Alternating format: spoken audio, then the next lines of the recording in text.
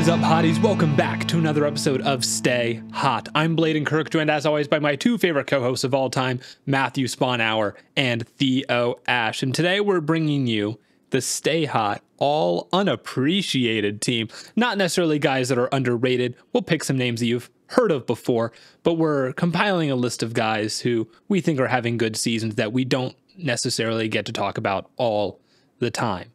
Before we get into that, and of course, we'll do the Stay Hot Locks. How are you guys doing on this beautiful Wednesday evening? I'm doing good. It's cold and I'm trying to warm up. I've got like one of those microwavable heating pads on my stomach, and then I've got a space heater under my desk. I'm low-key frigid. Does your place not have like heating, big bro? No. It does not have heating. I mean, it has like those coiled radiators. A radiator? You know? But that only heats some parts of the house. It does not heat my desk. It heats the kitchen area and behind the couch and by the bed. But it does not heat my desk. So that's why I need the space heater and this need to get this man wonderful microwavable. Some central air ASAP. I'm saying. Yes, it would be nice, but you know, I'll take it. It's not too expensive of a place, and it's in a good location, and it's sizable. So the trade-off that I had to make was... You're always going to have something. It's really not that bad. It's easy to work around that. Yeah, Theo has no central air, and I have a dungeon for a basement, so, you know. At least you have a basement, but last year it got down to the negatives, and it was really rough in here, though. I'm not looking forward to that era of winter. I had to DoorDash a space heater last time, and it broke. I think it was Sunday when it got so cold, so I'm like, I'm not going to go to Target and miss all these games, so I DoorDashed a heater. That's awesome. I'd like to see you do a podcast, and we can like see your breath. And I think everybody else would, too. It might happen. Maybe in January it'll happen, because I think it did get to that point when it was negatives last year. It was so cold in here. You've got to like my day. I don't know, man. Well, I think that's just how the apartment is.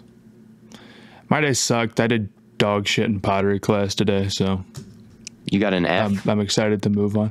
I didn't get you don't get grades because we're grown-ups. They're not going to like throw me out. But I was trying to make a bowl, and I was like honestly doing like a pretty sick job. Like I was doing the thing where it like sort of like went vertical and then like went way more wide after that. On like a pretty short turn, I'm like, oh, this is going to look cool. I don't know what I'm going to use it for, but it looks pretty cool. And I made it, and like I got the thickness real even all through it, which is something I've been struggling with. I could not get that motherfucker off. I shouldn't cuss. I could not get that sucker off of the wheel to save my life. And I just crunched it up trying to get it off the wheel. I'm like, damn. So then I go and I make another one, and it's just as good. I'm like, oh my God, I've got a gift. And I literally did the same thing. I had the same problem. So I just crunched up all these bowls I made, and then I went home. Like, that's all I did. So that sucked. But you're no Sari Spawnhour. No, I'm not. No, I'm absolutely not. I'm a ways away. But I can feel myself getting a little bit better. Like it's definitely going to be a long process, but I've improved. I am the worst in the class by a lot, though. Do you think your grandmother was great at it when she first started? Yeah, but she's the goat, so. That's different. I can't hold myself to that standard. You can't. You know, you're Bronny, she's LeBron.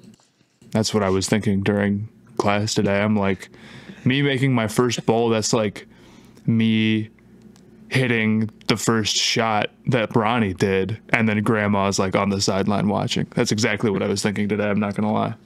But I didn't make the bowl, so it's like when I went out there the first time and missed. You're getting sent down to G League pottery. Blaiden, how's your day? My day's all right. I feel like I haven't done a whole lot today. I started recording guitar parts last night for my band, The Stranger Said's debut single. You guys are coming to Cincinnati. I saw on a TikTok. Yeah, we're December coming to 1st. Cincinnati December 1st. So Where are you guys in playing? Cincinnati. Motor Pub. I don't know if you know where that is. I can't say that It's I an do. OTR. I should know it then. But I guess I'm not a ball knower. We'll be be playing there. some 6 songs. It's a Sunday, so podcast might be a struggle. But outside of that, you know, it'll be a fun time, I'm sure. So if you're in Cincinnati and want to see my band, The Stranger Said, we play like folk. It's like folk rock, psych rock, and city pop. Those are kind of like our main influences. So if you like that kind of stuff, we're opening for a band called Juicebox. They're a drone metal band. So if you like Godspeed or Swans, you know, they're kind of in that vein. But let's talk about some NFL football. Particularly, I think we have to start by mentioning Anthony Richardson got his job back. Thank God. It's about time. I think it's very funny that Shane Steichen earlier this week was like, yeah, it's Joe Flacco's job for the foreseeable future. And then today he was like, actually, never mind. I regret acting like Flacco was ever that good when the news first dropped, or I regret acting like Flacco is going to be some guaranteed playoff appearance for the Colts, you know, like it's not that it was guaranteed, but it was like at the time, you know, you compared Richardson's last 5 or 6 starts to Flacco's last 5 or 6 starts, and like Flacco's are better. And so they're sitting at 4-4. You felt like there was a chance you could make the playoffs, and like you had a justifiable reason to sit Richardson with like his action to take himself out of the game. So yeah. I understood the thought process, but you lose 2 straight. Flacco plays 2 straight horrible games. I think you've got to put your guy back in. I don't think it has to be a bad thing that Richardson took a break either. Like when he tapped out, it wasn't just that he was playing bad, it's that he tapped out, right? Yes. And I think when he did that, it signified that he was feeling overwhelmed with playing the quarterback position and the game speed of everything. And I think stepping back for 2 weeks, even though that's not a crazy long amount of time, and being supported and getting time to just kind of unwind, I think it is possible just from a psychological perspective that he comes in next time and is feeling a little bit better about things. Happened to Bryce. Hard to say that it didn't, at least to some extent. I mean, he's much better in his last 2 games than his first 2.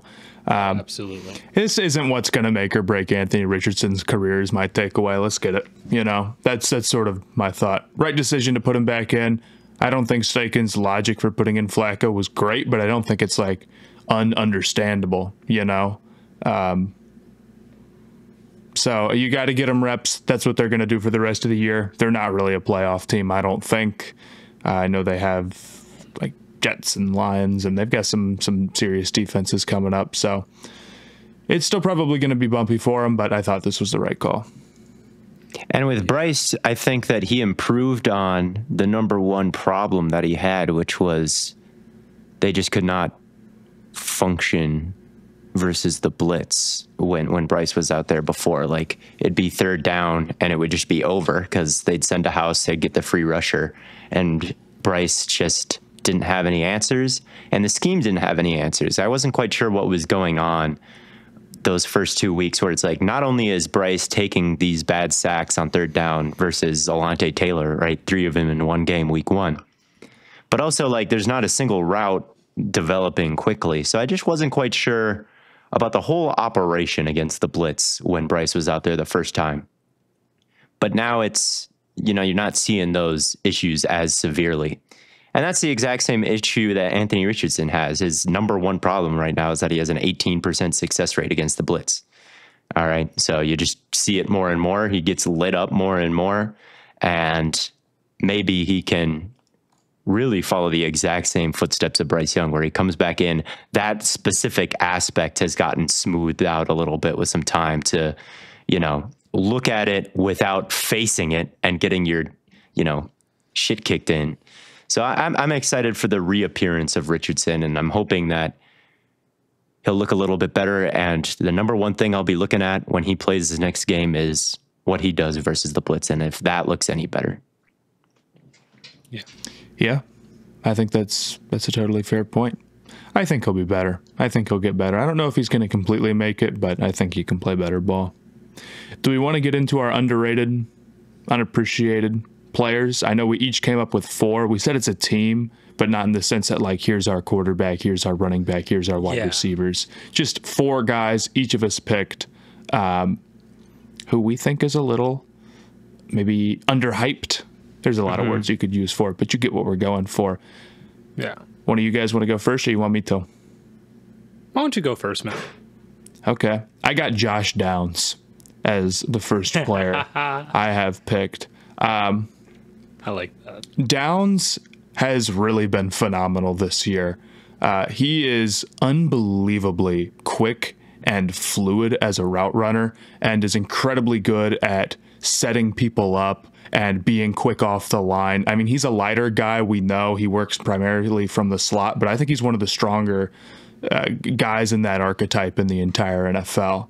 I know his target rate per route run is second in the entire NFL behind Rashee Rice. That's how much they're throwing to him. And he's just not like getting quite as many snaps as you might hope, because they sort of had a lot of guys there. So I think if he ended up, playing 100% of snaps, like I honestly think that he should, you would see, I think, pretty crazy numbers. I also think he's partially been held back by Richardson, to be completely honest with you, who can struggle sometimes in the short game with his accuracy. Downs really started to produce when Flacco came in, early at least. And I think that's certainly held him back a little bit.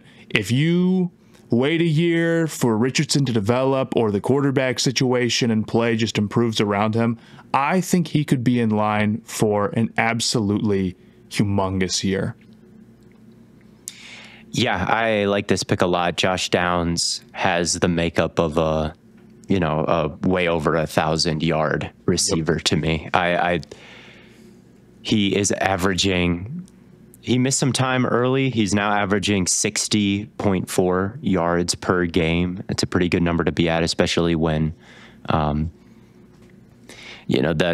passing offense was completely broken for a while. And he exactly. And it's like you said, it's a crowded receiver room. There's 4. It's awkward because there's 4 guys that you want on the field. It's Pittman, Mitchell, Downs, and Pierce, right? They all do their thing. They all, have their role. So that plus the injury means Downs just hasn't been out there for a lot of routes.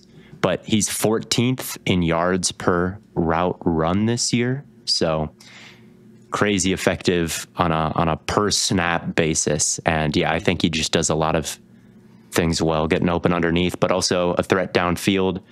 When we saw that game versus the Texans where Richardson got benched, he had the long touchdown. And he also high pointed that ball, like diving, catching it behind him. So it's not like he can't make plays downfield either. So yeah, he's a monster. I like that pick. Yeah, I think, and we've liked him since he was at UNC. He's very quarterback friendly too. It's just you have some games in that Colts offense. Again, we like Richardson, no disrespect, where they complete like 8 passes, 10 passes, and the production isn't going to match up. But I promise you, at some point, things are going to align, and he is going to have a ridiculous breakout season. And I feel like, not that people think he's bad, but nobody talks about him like he's that level of player when he totally is. I just don't think people get excited about slot guys until they really produce it. Yeah, and he's just in such a crowded room that it's just hard for him to stand out. But Blaiden, who's your guy? I tried to toe the line of talking about some people that I don't always talk about, but it was hard not to talk about Tyler Allgeier. It's very interesting. You look at we talked about how, big of a season DeJean could have, and especially with like Arthur Smith leaving, it's like hashtag no more Tyler Allgeier touches. And yet right now he's having quite a good year. Probably his best year. 5 yards per carry on the season.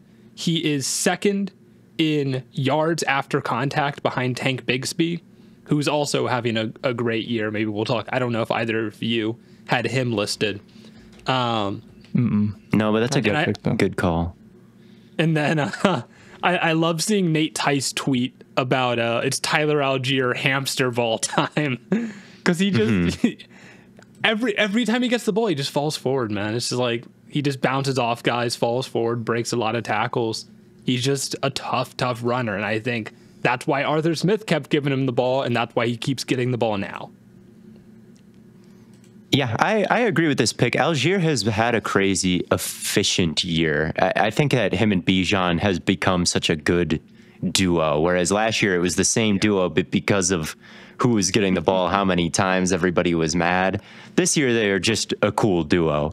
Tyler Allgeier is first amongst running backs in first downs per rush. So 32% of his rushes are picking up first downs. That's only behind Hurts, Daniel Jones, and Jaden Daniels, who are obviously quarterbacks, right? He's also second in yards after contact per rush behind Tank Bigsby. So that's a good shout. Yeah. So the guy has been a beast this year. Like when they've handed him the ball, it's gone really well for the Falcons offense. And the nice thing this year, he has 85 rushes, right? And how many? Yeah, I mean, he's got almost half as many carries as DeJean. DeJean has 155, so you're feeling good about that, like, split, finally. Yeah, but he's been great. I think that's a good pick. Theo. What about you? What about me? I'm going to go with Jonathan Greenard as guy having an underrated season. I think that he's not in the defensive player of the year conversation, but when you kind of look at what he's done as an edge, he's kind of on that border. I feel like he's having just a fantastic year, and he's kind of alone in that Vikings front four in terms of getting production. Like they need somebody. Obviously Flores can scheme up whatever he wants, right? But there needs to be somebody in that front four who can win by themselves. And that's what he's doing this year. And he's doing it at a really high level. He has 48 individual pressures this year. That's third in the entire league. So he is creating disruption at, the highest of high rates this season. He's got a pressure rate of 17.5%, which is 8th, 7 sacks, which is 8th, 20% pass rush win rate, which is 10th. So he is a top 10 edge rusher, no matter how you slice it. And I think going from Danielle Hunter to Greenard, there's been absolutely no drop off for the Vikings. He's just been a monster, and they've needed his one-on-one wins so badly. He's the guy that always can get doubled. He's the guy that you can turn all your attention to, and he's still having this type of season. It's very impressive to me. He's got a nasty spin move. He can win around the outside shoulder. He can bull rush you. Like he's really the whole package. And I think everybody knows the name. I think he was a big free agent signing. He was there with Will Anderson last year. But I think since joining the Minnesota defense, I feel like everybody just kind of blends into the scheme, right? Like everybody says, Flores, what a scheme it is. How does he do it? Well, he does it because he's got some really, really good players. The players make the scheme come to life, and Jonathan Greenard is one of the reasons why, there's so much havoc on the back end, because he's forcing the issue. He's forcing these bad throws. He's letting the defensive backs create havoc. He's been a monster this year, and I think that he deserves more respect as an edge rusher. I completely agree. I got an edge rusher for you, though. Oh, boy. Oh. Keion White. Hooray. Keion White is kind of unbelievable, and his production has been really good this year. But he's listed at 285, 290. I mean, he's a big dude, but he really lines up like outside. Not that they don't move him around, because obviously one of his big strengths is that they can, but he is outside, like facing the tackle more often than you'd think. And what's interesting about him is that despite being so big, he still has the quickness and the speed, and maybe more importantly, the bend to be a threat outside. That's not necessarily his bread and butter, but it's good enough to where you have to respect it. And that allows him to sort of get into everything else. He likes to, cross the face a lot, and he has like a hezzy that he really likes. That type of stuff only works if you can go around the other way. I think he's sitting around like 35, 38-ish pressures. So it puts him in the top 20 with 6 sacks. I mean, he could easily be a double-digit sack guy this year if things break well for him. And I think the Patriots' defense is one where, just because of how Belichick operated for so long, like the names also can get lost to the overall, just the overall team. And White has yet to like really break out as like maybe a star guy that people talk about, because it's only year 3 and he wasn't like crazy hyped coming into the league. But dude, I think he's really fantastic. He's got a great skill set. He's a great athlete, and the production's there. He reminds me of like Trayvon Walker as the number 1 overall pick. Like, you're hoping that Trayvon Walker turns into Keion White and he's the number 1 overall pick in the draft, right? Like, to emphasize just how good Keion White is. Like, you are hoping that the number 1 overall pick turns into him, right? He drops into coverage on 12% of his plays too, as a big ass 280-pound D end. Like, they can drop him and he'll create. He's a hell of an athlete, man. Really, truly, his bend is incredible. Mm-hmm. Yeah, and he can wreck your shit on stunts, and he's perfect for them, right? He either crashes into everybody and bowls them over, or he can loop around where you need the bend. Oh, he's a stunt beast for sure. I mean, he's about as heavy as anybody in the league who still is like athletic enough to have everything open to them as a pass rusher. I don't know. I mean, is there anybody who's 300 pounds who's getting out there and bending the edge? I mean, it's really incredible how good he is for his size. So, yeah, I'm a big fan of him. He was my pick for that reason. I bet you in a couple of years, he racks up a couple more years like this, he'll be talked about a whole lot differently. Oh, yeah. I mean, when they lost Juauan, they needed someone to really step up in the pass rushing room. Mm-hmm. Yeah, and Barmore. Yeah, I was mostly talking about just like, I mean, straight up losing Juauan. But, yeah, I mean, Barmore going down with an injury also. They really needed people to step up as far as rushing the passer goes. And, yeah. White's been fantastic for them so far. You guys said it all. Is it my turn next, or is it yours? It's your turn next. It's my turn next. All right. It's your turn. One more guy that I talked about a lot over the offseason. Cooper DeJean, man. Maybe he does get talked about now. I know there was the clip of his teammate singing the Cooper DeJean song on the sideline. But it's just like all of the stuff that he was good at in college has just translated. He is so active around the football. His pursuit is excellent. I think there's a play against the Cowboys. They throw like a screen to CeeDee Lamb. It wasn't quite a screen. It was like a speed out where they like set a pick, and he just like fights right over top of it. And a lot of guys over pursue that route. But Cooper DeJean, I mean, he just attacks the shoulder, gets wrapped around the hips, and then brings him right down. I mean, he's perfect in terms of like that kind of technique. He's just always active around the football. The athleticism issues just haven't seemed to like even be remotely a concern at this point. He just always seems to be in position. So I'm very excited to see him continue to play for Philly. The Eagles 7-2, 8-2.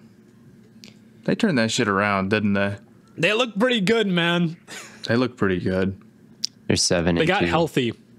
That was on a 5-game winning streak. They did get healthy. You know, I know it's the Eagles, and we've almost accepted, like, to the point where if they're not beating, like, great teams, then we don't care because we've seen them beat bad teams before. But there's a point in time where people thought they were really going to fall off when they were missing Brown and Smith, and it was like they looked like shit, dude.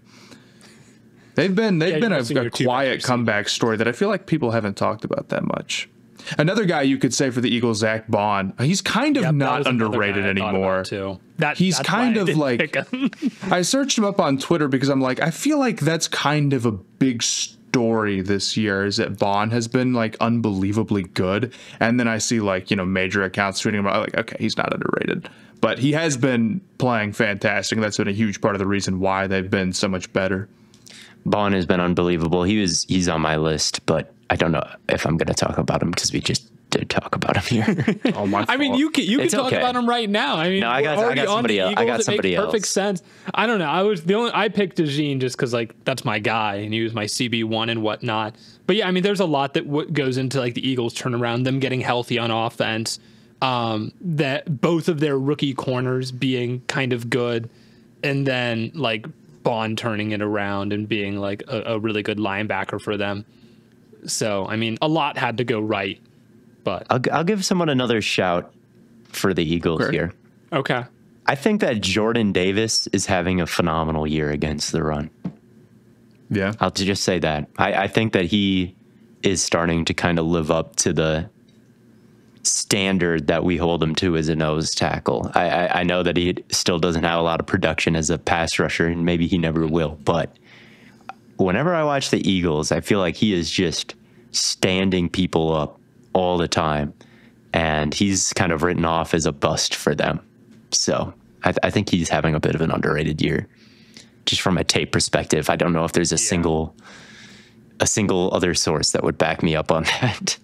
There probably isn't. The problem with, like, the type of performance that you're describing is that, I mean, there isn't a single stat that can show someone just, like, absorbing blockers and, like, opening gaps for their linebackers to run through and make tackles. So you just have to just kind of trust. Yeah, look at Zach Bond's numbers and assume maybe Jordan Davis to do it. I like that. Well, there's some truth to it. I mean, you see a lot of great plays by Bond where he's getting downhill, and, like, that's a great play by him, but it's not possible to get downhill like that if you don't got guys up front who are winning and who are holding their own. So yeah, it's kind of the same thing with JOK in Cleveland, man. If they didn't get that defensive line right, it always relates back to the Browns. You've had Wendy's nugs dipped in sauce, but have you had them covered in sauce? Wendy's new saucy nugs take the crispy and spicy nugs you love and turn them up to 11. Choose between flavors like buffalo, honey barbecue, garlic parm, or if you're really a heat seeker, try spicy ghost pepper, only on Wendy's signature spicy nugs. I dare ya. That's 7 delicious ways to try the nugs you already love. Pick a flavor, grab some extra napkins, and prepare to nug like you've never nugged before. For a whole new way to nug, it's gotta be Wendy's at participating U.S. Wendy's locations. It does. I'm going to talk about a former Brown. Oh, can I guess who it is? You can give it a shot. It's not Za'Darius because he's like too recently former. How recent? He was on the team in, I think it was 2021 to 2022. Oh, short stint in Cleveland. So is he a receiver then? No. Oh, then I don't think I know. My dog's never guessing this. It's over. I'm not. It's Hjalte Froholdt. Do you remember him, Blaiden? I don't remember him. Do you even? He was obviously about to say Hjalte Froholdt. He is the Arizona Cardinals center, for those of you guys who do not know who Hjalte Froholdt is. He's kind of got a crazy story. He began playing football in Denmark for the Svendborg Admirals, and then went to IMG Academy in the U.S. and then went to the University of Arkansas, and then got drafted by the Patriots. I feel like that's a hell of a culture shock. Yeah, that's what I always think. I'm like, you went from Denmark to California to Arkansas to New England. That's like, yeah, man. I thought IMG was in Florida. It is in Florida. I'm thinking of a different big high school, I think. Still. Yes. He was also an exchange student at Warren G. Harding High School in Ohio. Hey. So where is it? It's in Warren, Ohio. He also played for the Sollerød Gold Diggers in Denmark. But anyway, at any rate, played a lot of football. He has been everywhere. But now he's on the Cardinals after being a 4th round pick and kind of bouncing around the league. And the way he looks these days, I mean, he looks like a 311-pound Jason Kelce out there for them these days. Like, he's 6'5", he's huge. And the way he gets out and moves in space is special. These screen passes, he gets into this full gallop and just is looking to wipe people off of the map. And it's beautiful to watch how frequently he connects, and when he does, the power that he brings. Just watching this Arizona game against the Jets recently, I mean, the offensive line is hooping in that game. Paris Johnson Jr. is also somebody that I could name. He buried some people, but Froholdt himself, he's blocking people into the bleachers. He's, sustaining these all the way down the field. He's just an absolute monster out in space. Not too bad of a pass protector either at all.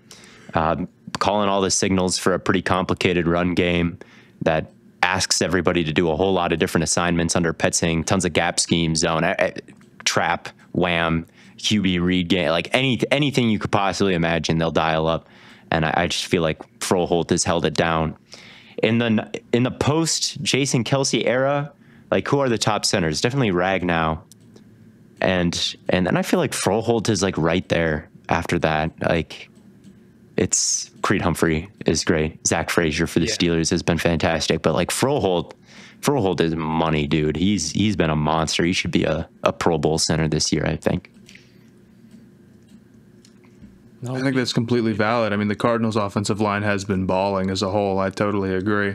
I feel like that's one of the big leaps they've made, and why they're 6-4 right now instead of really bad like it feels like they possibly could be, right? I haven't checked what his PFF grade is. Okay, it's 74. That's not too bad. You don't want to read entirely into PFF grade, but if you're like, this player is hooping, and then you go and check and it's like a 50, you're like, shit. It's like I haven't looked at PFF grades all year. I'm proud of myself. I have no idea where anybody stacks up. And when I was looking for some sleepers, I perused just to see. Like, I thought about Alante Taylor because he ranks really highly in like PBUs and stuff. So I was like, well, maybe is he having like that kind of year? So I looked up his PFF grade. It was 44.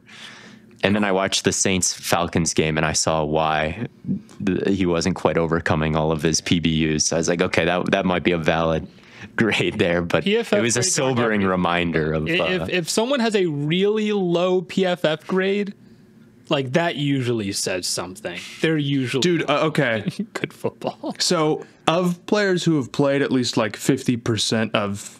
So, like, 350 snaps. So, of, like, serious defensive players who, like, get in the game. You know what I'm saying? Okay. Mm-hmm. Like, pretty main stand guys.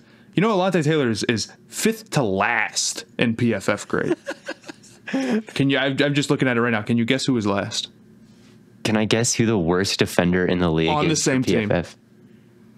Oh, it's got to be... Oh, I'm looking at it right now, man. That's so funny. Is it Brazil?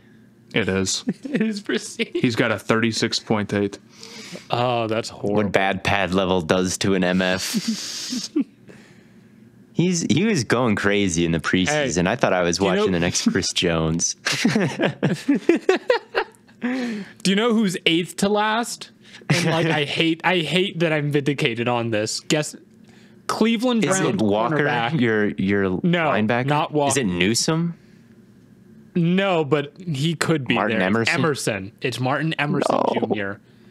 Everyone loved him last year. Well, hold on. They've got Dante Jackson with the 51.6. They actually might know ball. I'm agreeing, I'm afraid. PFF is back. PFF is back.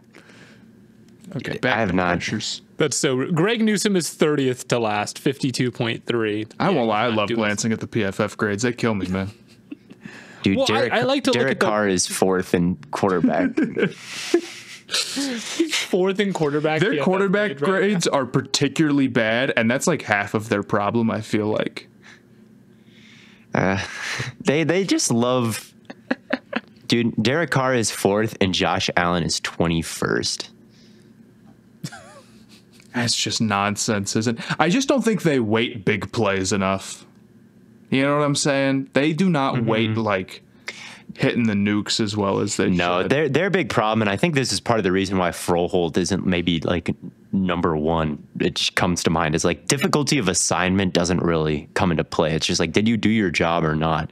It doesn't matter if that job is like hard. You know, you have to go reach a 3 technique as a center or something. Like, it's just, did you do it or not? So sometimes you get some real midders at the top of these lists, whereas like honest to God ballers get punished for no reason. They've got Stafford behind Bo Nix. Come on, now. That's a good example of exactly. Yeah, I mean that's completely insane.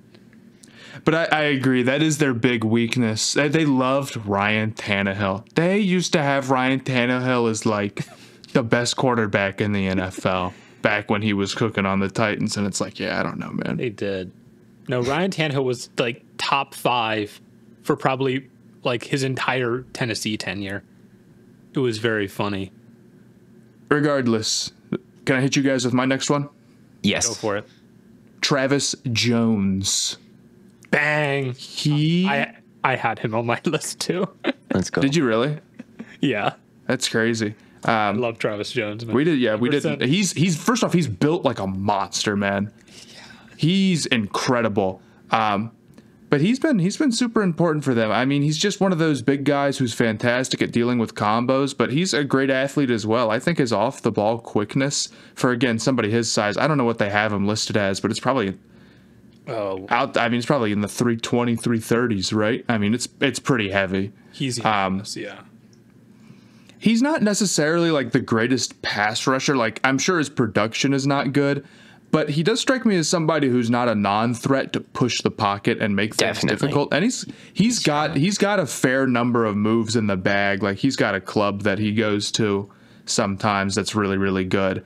And I think a player just that plays his role, unless they're like totally dominant and making all pros, is never going to get crazy respect. And I don't think he's quite that level of dude or anything, but I do think he's a very good player. And I think without him, everything else for Baltimore just works worse. You know, I feel the same way about, like, you know, the Panthers. Like, Star Lotulelei always felt that way for the old Carolina teams. Yeah. I kind of think that you can see a lot of dudes have that similar impact, and he's one of them for me.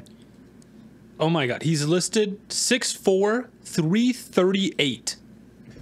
He's an absolute monster. He's capable of some really special reps in the middle of that defense. I've been part of Travis Jones FC for a long time. You have. You are the oldest member of Travis Jones FC on this show. I know that for a fact. He was one of those guys for the Ravens that was a draft crush of everybody's, and then he slipped really far, and they had their like big consensus board draft a few years ago where they took like Kyle Hamilton in the 14 or something like that, and just all the way through it, just they picked all the draft darling favorites, and it was a great draft. And Travis Jones was one of those guys. He was a beast at UConn, of all places to be a beast in college football.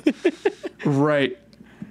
As somebody with this build going to UConn is nuts. I mean, here's the thing. He's 340, but he's not built the way that somebody who is 340 pounds should be built, man.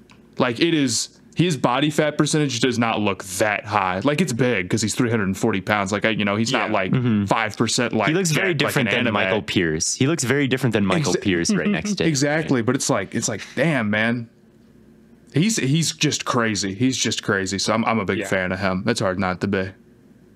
Yeah, I mean he's one of the few shining spots on this Ravens defense right now that has been seriously underperforming. The run defense hasn't been. It's all the pass. It's all the pass rush. I saw that. And he's a great run defender, so you can tell why the run defense is still good. I saw the graphic on Thursday night that they were the 32 ranked pass defense and the first ranked rush defense. I don't know what exactly that what stat that's quantifying, but I know that whatever it is, that's a crazy discussion. Time to pull it's probably up just yards. It's probably just yards. Probably. I was gonna pull up the Ben Baldwin EPA per play. Mm-hmm. But you're right, it is probably just yards. Okay, let me hear something from one of y'all then.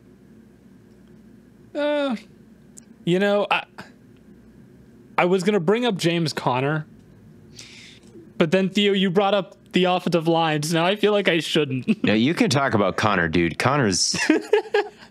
Well, I wanted to bring up Conner because he's second in first downs, but more importantly, he has 49 missed tackles forced.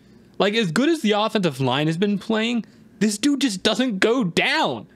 Like, how is this possible? How is it? It's so weird to me, like, how much of a force he is, because I feel like he's not like talked about is this like premier elite running back, but every year he's like at the top of all of these, like, not advanced analytics, but like secondary statistics: missed tackles forced, first downs, long runs, or like big 10+ yard. Like, he's always at the top of these metrics. And once again, he's just absolutely having a fantastic year. Almost 700 yards, 4.4 yards per carry. Like, nothing crazy, but I have him on my fantasy team, and every week he's good. Every single week. So yeah, I mean, I just wanted to give a shout out there Theo, you talked about the offensive line, so I don't want to rip too much on the Cardinals here, but yeah, he's just been great. Yeah, he's a monster. He leads the league in broken tackles, and going back to last year, he was fantastic. Like, he was another one of those guys. And I feel like every film watcher that talks about him just absolutely adores him. Like, Belichick was on like the Manning cast or something, and I don't even know if the Cardinals were playing, but someone like mentioned James Conner, and he like started yelling. He was like, James Conner, that's a real ball player right there. He's like, James Conner will play edge for you if you need him to play edge. Like, he's that kind of tough. He's got that kind of toughness. Kurt Warner, I know, listed him as like one of his favorite guys to watch every week. I totally get why.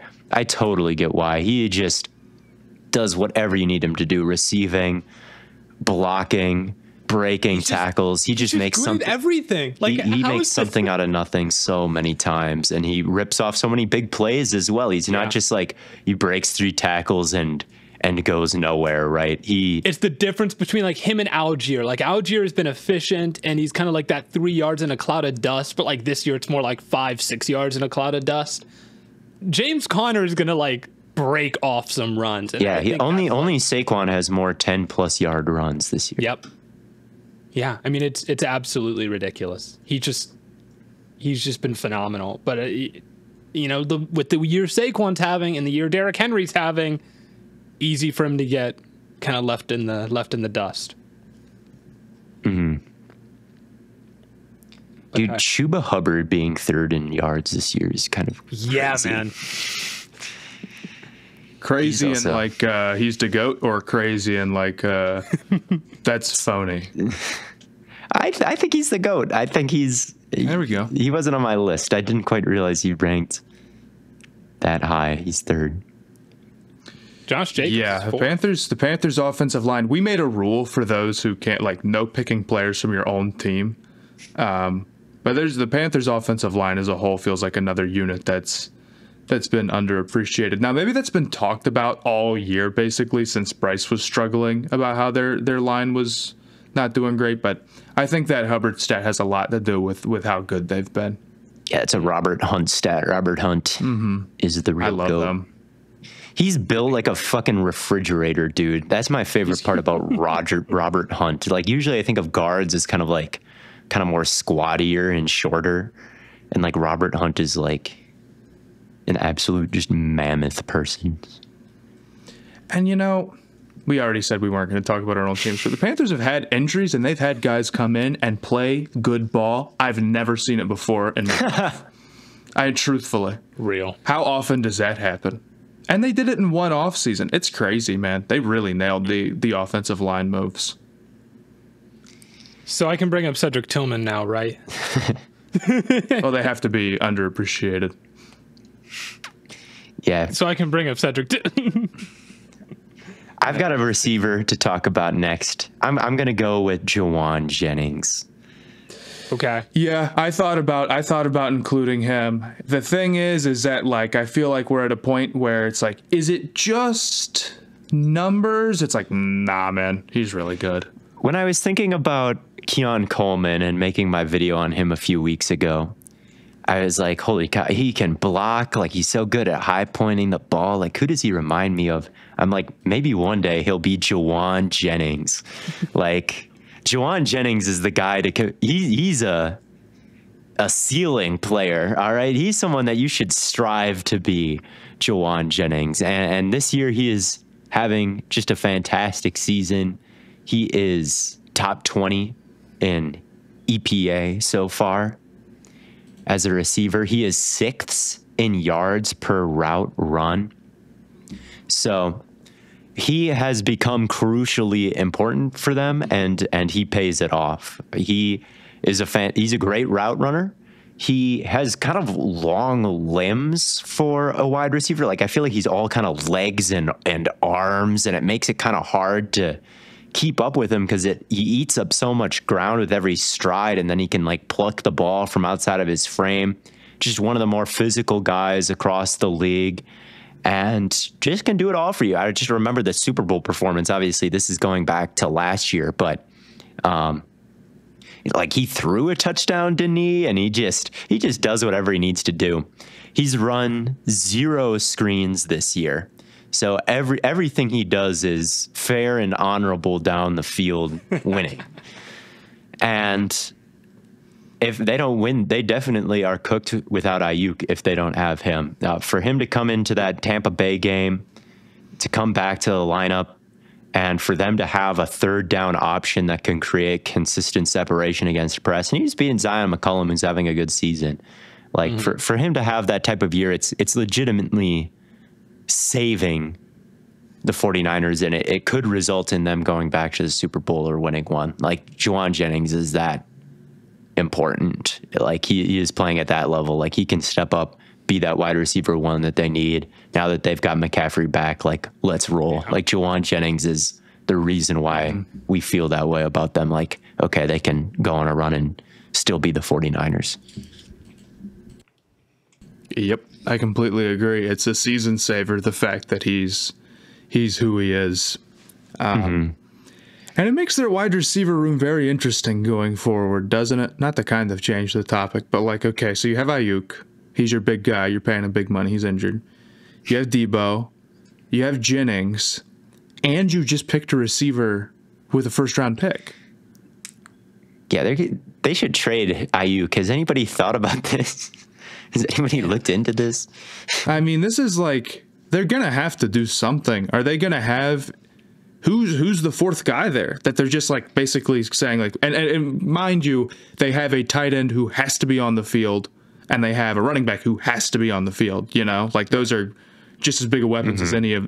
So now we're up to 6 guys, I mean, I think the fourth guy kind of defaults to Pearsall. Yeah. For now. Yeah. For now it's, I think at some point you'll have to look back on that and see what you need to do, because it's just too many. It's too much investment and too many guys. They have Jennings on contract, don't they?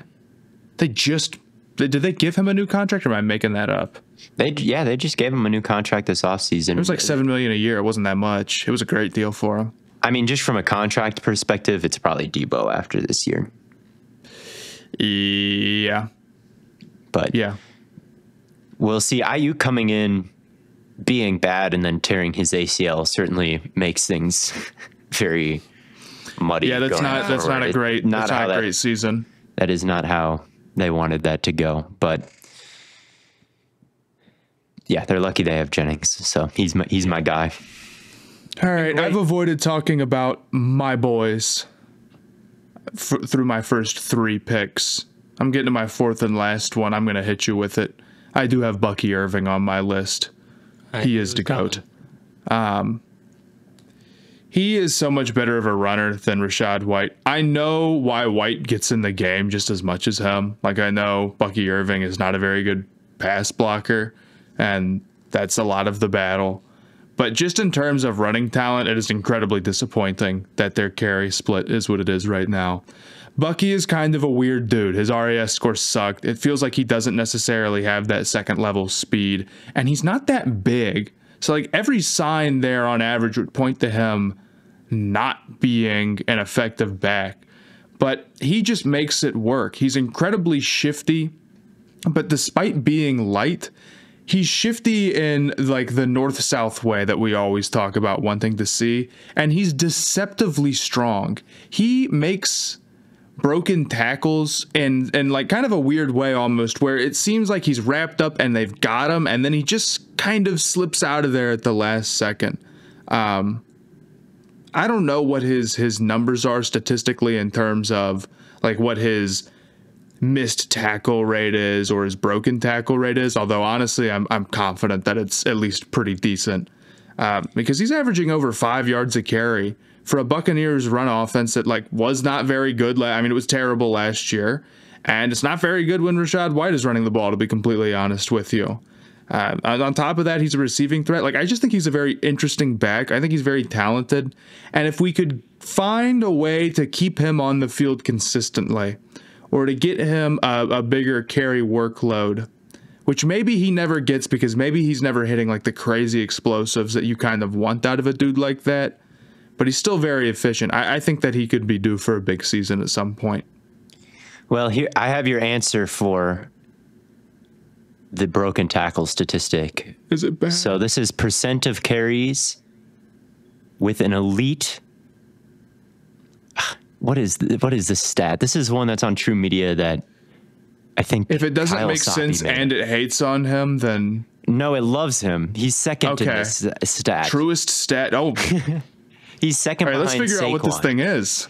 It says percent of carries at an elite level before or after contact. So I'm assuming that's runs where maybe they pick up either 4 yards, let's say, before being touched, or 4 yards after being touched. Like somewhere in there's something elite happening. Like he's either not getting touched for a long time, or he's getting touched and then picking up yards after that. So it's percent of carries that have that to it.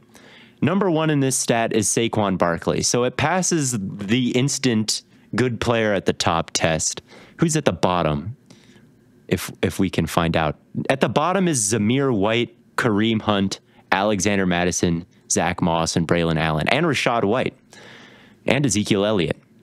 So it is passing. So it's looking very true, and I Bucky Irving is second behind maybe, Saquon. And this is, I'll admit, this is part of my take. I don't think that Bucky Irving is necessarily like the most underrated player ever. I think he's a good back, and it's cool that he's a good back with like kind of an interesting backstory, maybe some traits that you wouldn't expect.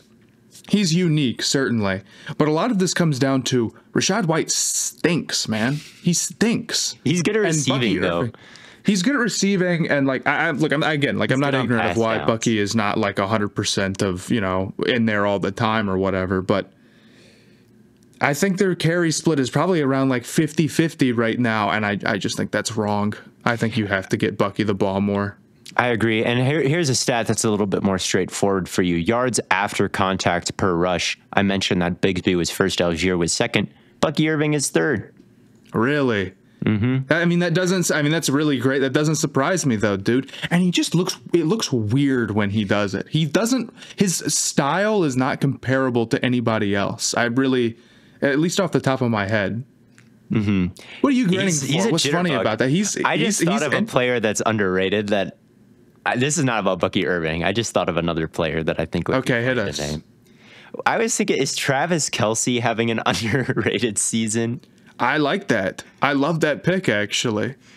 I'm thinking about Travis Kelce, and I'm thinking about his blocking this season. Ooh, you need to make a video about that goes viral, by the way. I should make a video about that because I could, and he's a player that obviously always gets a ton of views. It's just strange that he's like, at this point, a celebrity game show host, Taylor Swift boyfriend, right? Like bigger than the game of football almost, Travis Kelce as a celebrity. Right. It's almost weird to watch him stick his nose. Like, what are you running gap scheme for, man? Like, why are you arc blocking? Like, you should be above that as a player at this point. Like, you've got the entire world knowing who you are. You should you need to make this a TikTok, man. You need to make a video where it's like, despite it all, he's a nose in the dirt. I'm going to go out and block type of fella. Change the whole perspective. Win this Gronk debate. Gronk. Anyway, Andy's having a pretty good receiving season too, but I feel like Travis Kelce is having almost a bit of an underrated season because he's like a 35-year-old tight end who is known as a receiving threat, who is bigger than the game of football, and he's still getting it done blocking. It's kind of like LeBron, you know? Very he was true. like known as a slasher, and then all of a sudden like became one of the best shooters in the league. Interesting. He is a lot like LeBron James. I have to. He I is wonder just if like LeBron. Travis Kelce also had a crazy dream about playing with Coach K at Duke and then woke up. That was awesome. I love LeBron. That was such a funny tweet, dude. He's the best.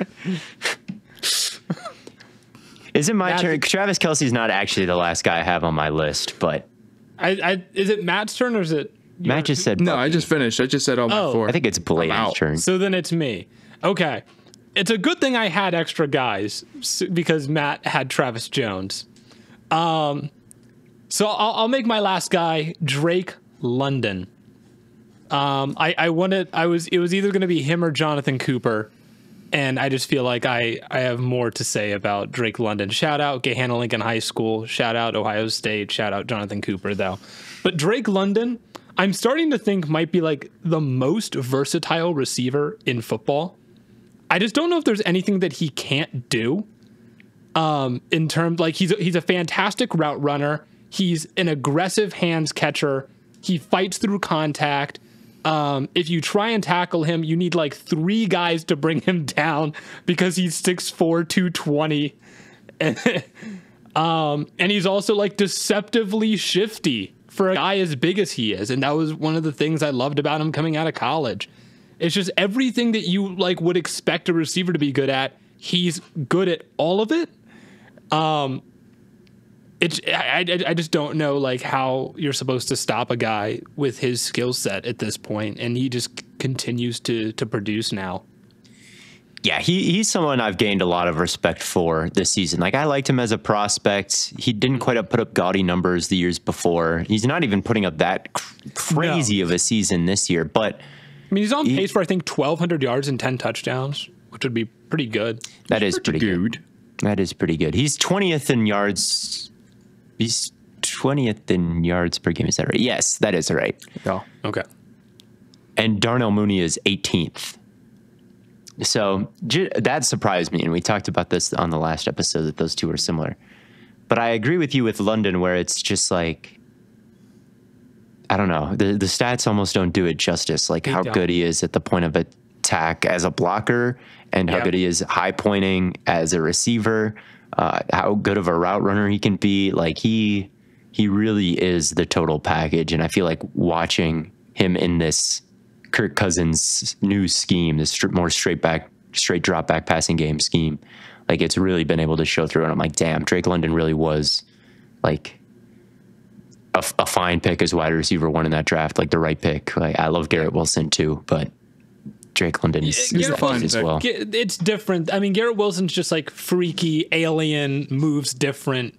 Drake London is just good at everything. And he's so loose while being to so sturdy and physical. So I think that's a fine shout. And then for my last guy, I've got Jalen Pitre from the Texans. He's not as underrated as he was before because he just had a huge game on Sunday Night Football against the Lions. But he would have been my pick before that game. Like, his missed tackle rate has gone down as his career has gone on, and his havoc rate has just gone up. And we're getting to the point where those two things are different enough that he really is a star. I feel like he's created so many interceptions for the Texans, even when he isn't the one who gets them. Like with Jordan Love, he came off the corner and jumped a little stick route that resulted in the linebacker picking it off. He did it again a few weeks later, like the exact same thing. I saw that before. And I mean, how often were they calling his name during the Lions game? Like, he is everywhere. He is just a missile. He is blitzing. He is jumping routes. He is just an absolute problem in and around the box. And his tackling still isn't great. But back in the day, he was missing like 20% of his tackle attempts. Yeah. PFF has him at like 14% now. So it is a pretty substantial drop. It's still not great, but it's not such a glaring issue that I'm like, he's a bad player, despite the other good things that he does. Like, it's starting to be that he's a good player now. And I think the Texans defense has been nuts this year in making plays on the ball. And I think Pitre is like the single biggest reason why that is. Like, he plays fast. He plays with his hair absolutely on fire, and he disrupts the game many times per contest. It's a little Brian Branch-esque. A little Brian. They're number 1 and 2 in havoc rate among safeties right now. And I've been singing Brian Branch's praise from the rooftops, and I'm going to give Pitre a little bit of love here too. There you go. There you go. Well, does that do it for us? That'll do it. That's the Stay Hot all unappreciated / underrated / undervalued / overhated / unsung. Yeah. Yeah, man. So overhated Bucky Irving. Overhated. So that brings us to the Stay Hot locks. And currently, Theo, you're sitting here with 12 points after your clutch 1-game pick of the Philadelphia Eagles. I'm sitting here with 10 points. Matt, you're still sitting here with 7. Luckily, you cannot lock against the Carolina Panthers this week because they're on a bye. So, Theo, you're sitting here with the opportunity to either take the first pick, the turn, or the second pick. It's up to you. What will you do? I'll take the second pick. You'll take the second pick? What is the Aristotle's like golden ratio or whatever, where like this great thinker came to the conclusion that you should always be like in the middle on everything? Like, maybe he's onto something. So I'll go with number 2. I don't know what you're on, man. I'll take the first pick then, and I'll take the Lions over the Jaguars. Oh yeah, that's a pretty good one. Yeah, I mean, if you're just gonna give that to me, by all means. So you have. I don't think the first pick is that good. I don't think it's necessarily. I don't think it's necessarily. That's fine, but I have fun with the 6th pick, man. I'll live with it, man. And now I sit here with the beautiful second pick. Mm-hmm. Not too hot, not too cold. This is kind of a shitty week, though. I'll take the Packers over the Bears. I feel like that's always a good lock. Maybe. From a talent perspective, there might be bigger gaps. And maybe like firing Shane Waldron helps a little bit, because DJ Moore said, we didn't talk about that. They fired Shane Waldron, and DJ Moore said, well, now we'll make adjustments during the game instead of at halftime, which I thought was funny. Honestly, how about this for a hot take? I don't think it was as much Shane Waldron's fault as people say. I mean, like, he's not solely to blame. He's not the one walking his routes out there, DJ Moore. Like, I feel like it's kind of weird not weird, but if DJ Moore doesn't like the offensive coordinator, like, does that give him an excuse to, like, go out and jog? Like, there's no chance the routes work if the receivers aren't trying, which is what's happening. So what would you say to DJ Moore if you were the offensive coordinator and he was doing that to you? I would say, I don't know. I would say, hey, man, look. I'd say, dude, come on, please, dude, please. I'd say something along that. Oh, man. I would say, if you get me fired, I swear to God. I swear to God. I like that. Taking you with me, man. Hunt you down and make sure you never know a day of peace. The rest of you. No, I'd go the revenge arc. But DJ Moore is not scared of you, little man. But, you know. DJ Moore got paid. Interim offensive coordinator is going to light a fire under this Bears off. Maybe it will, but maybe they'll get up and they'll want to play the Packers super badly and they'll win. But I think that the Bears might have a terminal case of checked out. I do not think Eberflus has this locker room bought in. The Packers are coming off a bye. I just don't have a lot of reason to think that the Packers can't get this done against Chicago. As much of a matchup as it was hyped as into the year, and now it's here, like, oh, it could go either way. It's not really looking like that. Cool. All right, that gives me the beautiful turn. Yeah. So I'm going Vikings over Titans. Yep. I don't think the Vikings have looked quite as dominant recently, but the Titans still stink. So that's like, what, a 6-point spread? That's about in my wheelhouse. And then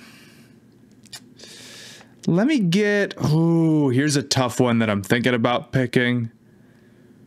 I don't trust Houston, but they're playing the Cowboys. Yeah, but they're playing the Cowboys, who are starting. I had to start Cooper Rush in the 32-man fantasy league. He got me -1.5 Bro, I points. lost by 1 point. I'm fucked, dude. I'm missing my first and second pick, so I'm not going to get eliminated. Some years you just don't get the injury breaks. This is my year, bruh. Mm-hmm. Not for me. Your draft build was crazy. I don't even know. And I've lost multiple games this year because of bench management, which is crazy in the 32-person fantasy league, I feel like, because your bench players shouldn't even be getting on the field. But still, I've messed it up. I don't feel like my team build. I don't feel like my team build cooked me at all. Honestly, I just think like I can't. What actually killed me? Dak has not been that good this year. That has hurt me more than anything. Is the Cowboys' offense? Because here, I like the Nico pick. Should have been the best pick in the entire draft, man. Josh Downs was murdering the second that Richardson wasn't out there. Tucker Kraft, that was a great trade. I hits on some stuff. I don't know if I would have won the title, but the injuries just cooked me too much, and I'm crying like a baby on the podcast about it. So yeah, I wish I was still in the main 32 team league. How are you doing in the AAA league though? You're about to get leveled up now. Right now I am. Are you still undefeated? No, I'm 8-2. I lost 2 games. I lost week 10 barely by 0.4. Damn. You just got to be in the playoffs and win one game. It was because I had 3 guys on a bye. Like, there's just not a whole lot I can do about it. I started Isaiah Likely this week. I didn't know he was out. Like, I think I would have won if I started Malachi Corley instead, and he had 1 catch for 2 yards. You know. But whatever. That type of stuff. Yeah. So I'm picking the Texans and who else? The Vikings. What did I pick? The Vikings. Yeah. And then I'll probably be done unless one of you boys pick something wacky and wild. Theo. I'll take the Dolphins over the Raiders. I think the Dolphins are kind of starting to round into form a little bit. Yeah, I can see that. And then I'll take the Rams. I'm not on this. No, it's swing. not. I just gave away my whole. Yeah, but I don't know if I would pick the Rams over the Patriots. You might like the Patriots. I wouldn't do that. No, I wouldn't do. I love Drake May. I wouldn't do that. Honestly,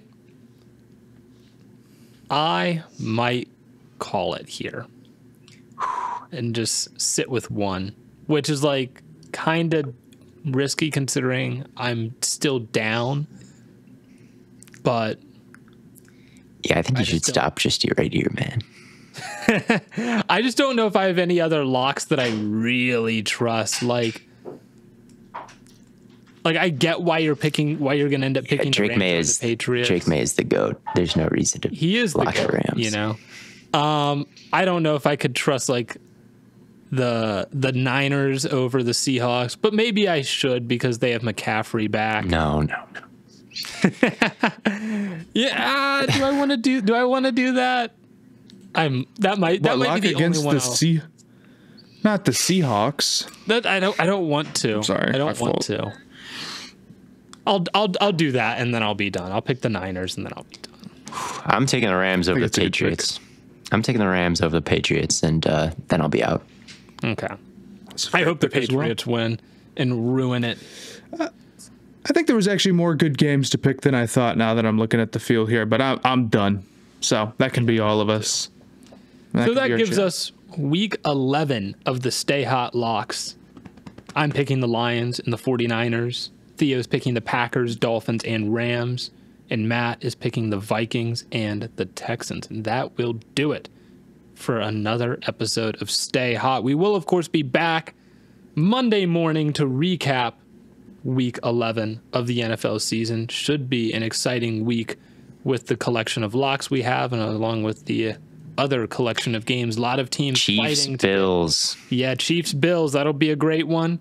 A lot of teams are fighting for playoff contention. The Bengals are 4-6 facing the 6-3 Chargers. It's not a primetime game. Chiefs, Bills. Bengals, we have Chargers. Bengals, Chargers. This is a Sunday night. That's not a bad game. We've got Ravens, Steelers is a 1 o'clock window game. And Eagles, Commanders. This is a good ass week. It is good. Yeah, Eagles, Commanders is Thursday night. That's gonna rock. Thursday night. You know what?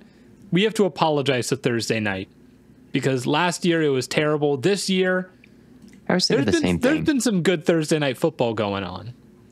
So Thursday night, I'm sorry. We'll give you your flowers. But thank you all so much for tuning in. And until next time, we will catch you on the flippity flop.